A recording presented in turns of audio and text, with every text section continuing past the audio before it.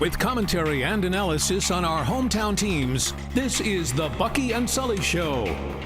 Presented by the Vinyl Outlet, Western New York's best in fence, deck, and railings. And by Mattress Firm. Save money, sleep happy. Now, from the WBBZ-TV studio, here are Buffalo News sports columnists Bucky Gleason and Jerry Sullivan. Hey, everybody. Welcome to the Bucky and Sully Show. I'm Bucky Gleason. This is Jerry Sullivan. As you can see, we've got our new digs here. They're trying to clean up Sully's act with the new set. Sully, you got a nice sport coat on. Thank you. Could you be any blander?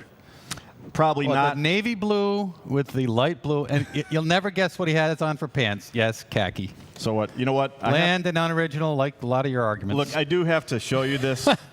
This is original right here. Sully, share with the... is that Dominic Hasek? That is Dominic Hasek. That is a 1999-2000 Sabres schedule. And that was in my pocket here, which tells you how long it's been since I wore this coat. I'm not proud of that. Hey, Sully, we have Pat LaFontaine coming on in the second segment, so make sure that you stay with us for Mr. LaFontaine, who will be taking us through where the Sabres are and where they're going, where they're headed. But first, let's talk about the NFL and the championship Sunday. A couple of really good games, at least one was better than the other. By the way, I gave you $20 to your wife at the office. You did not. No, I did. I did. Call her. I gave her the money at the office. She's sitting right behind me. I don't believe it. She heard about the bet. She knew about the bet. I know she wears the pants in the family. I don't know if they're khaki, but she runs the money, and she's got the money. I'm telling you, I wouldn't make that up in front of thousands and millions of our fans. Yes, you would make that up. She's got the money. All right. Well, I won the bet. You did win the bet. Be happy with that. My man, and I also wiped you with the floor in our argument, I might add.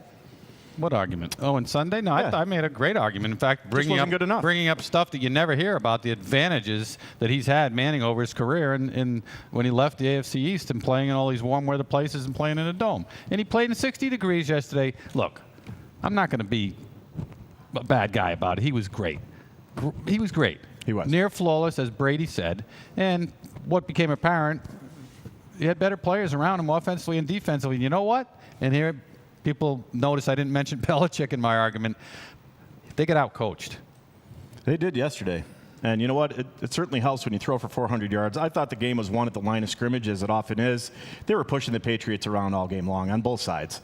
And when you have that advantage, and Manning has all day to throw, whether it's Manning or anybody else, you're going to pick those guys apart. The fact that Aqib Talib got hurt early in that game, and they lost him. Manning exposed that matchup quickly.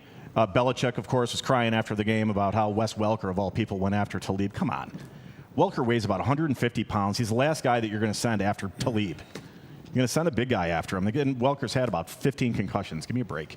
In the end, I'm not going to make excuses for Brady, but you really noticed in the end how limited his weapons were. LeGarrette Blount is completely taken out of the game, runs 5 times. I don't know what happened there, but give credit to Jack Del Rio, a great defensive plan.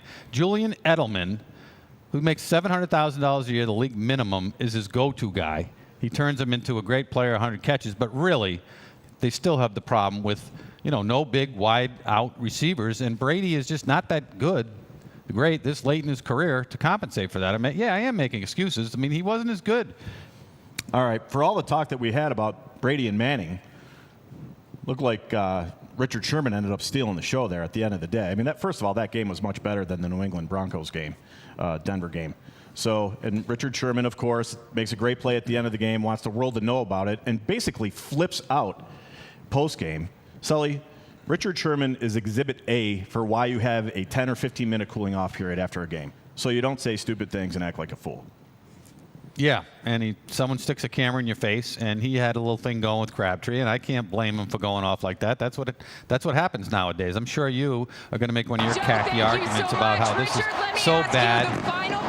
Take me through it. Well, I'm the best corner in the game. When you try me with a sorry receiver like Crabtree, that's the result you're going to get. Don't you ever talk about me. Who was talking about you? Crabtree, don't you open your mouth about the best. Or I'm going to shut it for you real quick. LOB. All right, and Joe, back over to you. All right, well, we saw what Richard Sherman did at the end of that play. Joe, back over to you. I mean, she dropped the ball there. You got to keep the guy talking. I mean, you're a journalist, and he's giving you some great stuff there. Why do you have to go back to Joe? Ask some more leading questions and find out what's going on with him and Crabtree. I don't think she knew how to. I thought it was very. She didn't know how. She didn't know how to handle it when he started going off like Rowdy Roddy Piper and looking like a professional wrestler.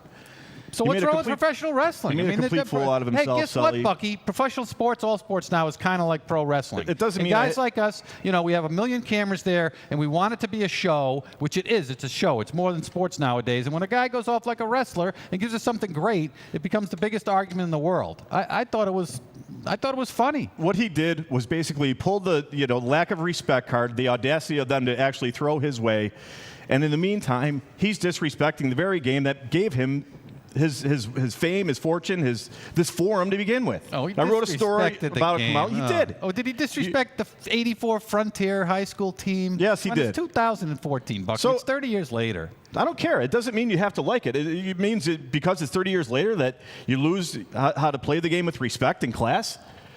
And this guy is a great, great player, and he had a great forum to talk about his team, to talk about his teammates, even to talk about himself. And that's what he comes up with? These guys going after some, settling old scores because he got in some argument with the guy in a golf course 4 years ago? The guy disrespected him at a charity event. He just made the biggest play of his life and the biggest game of his life, and they stuck a camera in his face, and he said, this guy's an average receiver. I think that's great. I want guys to tell me what they really think. Richard Sherman writes a column. He's one of the smartest guys in the league. We need more Richard Shermans in sports journalism.